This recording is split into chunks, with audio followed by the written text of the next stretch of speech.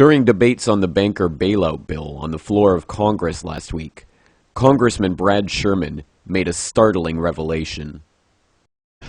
Many of us were told in private conversations that if we voted against this bill on Monday, that the sky would fall, the market would drop 2,000 or 3,000 points the first day, another couple thousand the second day, and a few members were even told that there would be martial law in America if we voted no.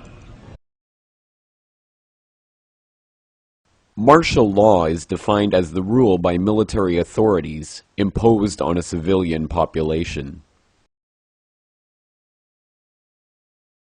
According to an article in the Army Times last month, the administration's threats of implementing martial law is not idle talk.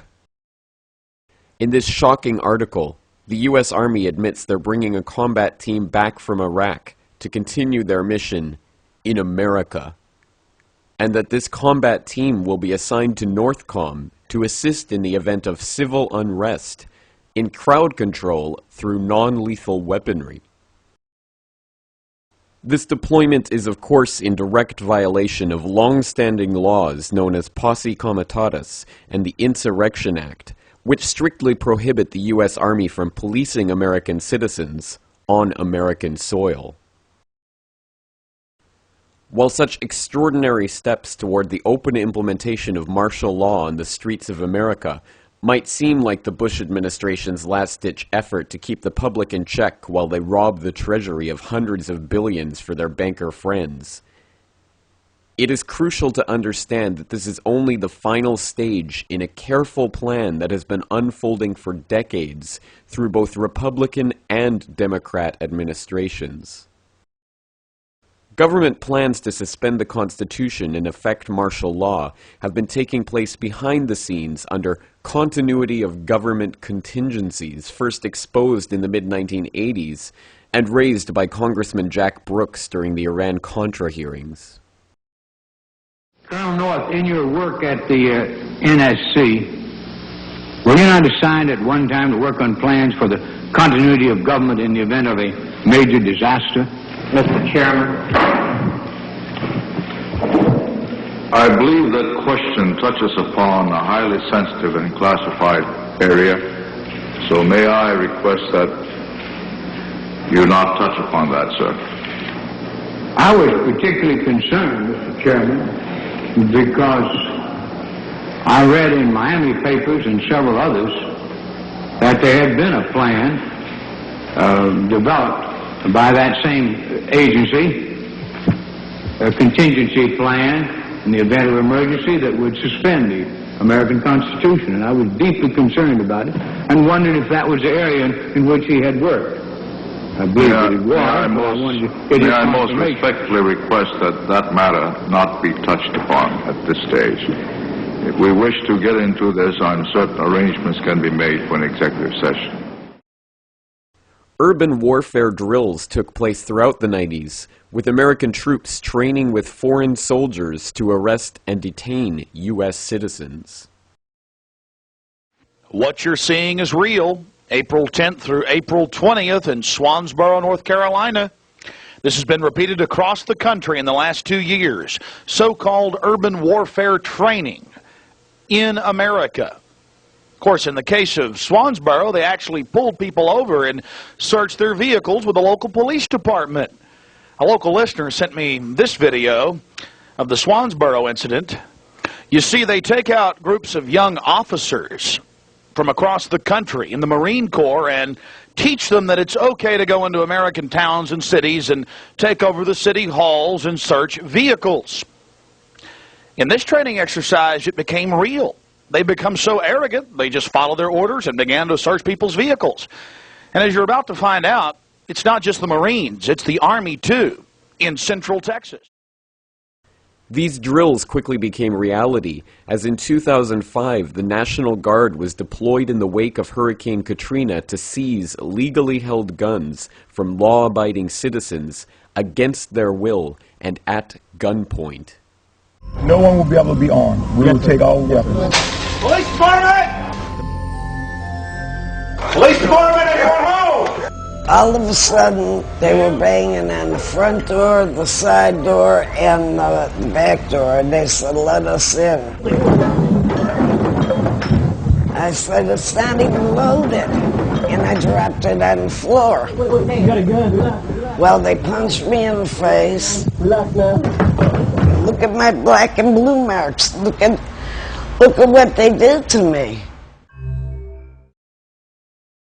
In 2006, a secret government program came to light, which is recruiting clergy members to preach obedience to government in the event that martial law is declared. In 2007, the program was confirmed on CBS News. If martial law were enacted here at home, like depicted in the movie The Siege, easing public fears and quelling dissent would be critical. And that's exactly what the Clergy Response Team, as it's called, helped accomplish in New Orleans. Jeff, the primary thing that we say to anybody is let's cooperate and get this thing over with, and then we'll settle the differences once the crisis is over. Such clergy response teams would walk a tightrope between the needs of the government versus the wishes of the public. In a lot of cases, these clergy would already be known in the neighborhoods in which they're helping to defuse that situation. For the clergy, one of the biggest tools that they will have in helping calm the public down or obey the law is the Bible itself, specifically Romans 13. Because the government is established by the Lord, you know, and that's what we believe in the Christian faith. That's what's stated in the Scripture. And on May 9th, 2007, President Bush signed off on National Security Presidential Directive 51.